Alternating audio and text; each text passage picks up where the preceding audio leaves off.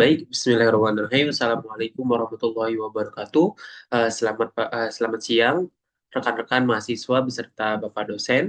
Di sini saya Zakonat Pisma dengan NPM 250654676 akan mempresentasikan jurnal yang telah saya buat yang membahas mengenai dinamika pertumbuhan ekonomi dan inflasi di Indonesia.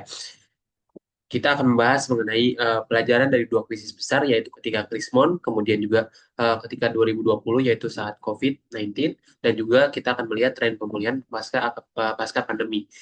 Untuk pertanyaan sederhana untuk membuka sesi ini, apakah pertumbuhan ekonomi itu selalu membuat harga barang selalu naik? Secara teori umum, jawabannya iya. Tapi sejarah ekonomi Indonesia membuktikan hal itu tidak selamanya benar.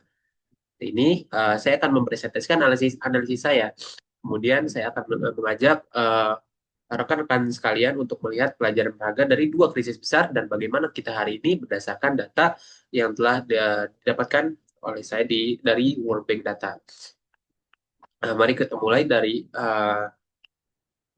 konsep dasarnya. Banyak ekonom merujuk pada teori bahwa kita jika ingin ekonomi tumbuh cepat, ngebut, biasanya kita harus membayar harga tersebut dengan sedikit inflasi karena permintaan barang naik. Namun, temuan studi saya menunjukkan bahwa di Indonesia, hubungan ini sangat dinamis dan bergantung pada jenis situasinya. Kita pernah mengalami ekonomi hancur, uh, tapi harga justru meroket gila-gilaan pada tahun 98. Kita juga pernah mengalami ekonomi macet total, tapi harga justru stabil rendah di tahun 2020. Kenapa bisa beda? Jawabannya ada di data berikut ini. Rekan-rekan sekalian, setelah Bapak dosen, tabel ini adalah jantung dari analisis saya. Bisa kita perhatikan perbandingan dari tahun 98 ke 2020. Kita lihat dari 98, puncak Krismon. Ini adalah momen tergelap krisis moneter ini. Pertumbuhan ekonomi anjlok ke minus 13,13%. Tapi inflasi justru tembus 58,39%. Ini disebut stagflasi parah. Kenapa? Karena ini adalah krisis nilai tukar. Rupiah pada saat itu hancur, kemudian biaya produksi mahal, harganya naik, tapi daya beli masyarakat itu mati. Sekarang bandingkan dengan tahun 2020, ketika pandemi COVID-19, di mana ekonomi kita minus 2,07%, tapi inflasi kita sangat rendah di angka 1,92. Ini kebalikannya dari tahun 98. Di tahun 2020 ini yang terjadi adalah guncangan permintaan. Orang-orang takut keluar rumah, toko tutup, sehingga tidak ada yang belanja. Akibatnya harga barang tetap ada meskipun ekonomi lesu. Lalu bagaimana kondisi kita sekarang setelah badai pandemi berlalu?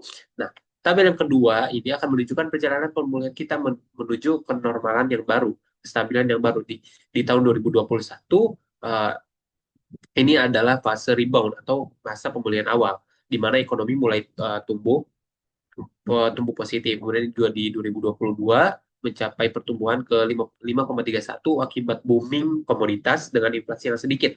Namun masih di angka wajar. Kemudian yang paling penting kita lihat di angka 2023.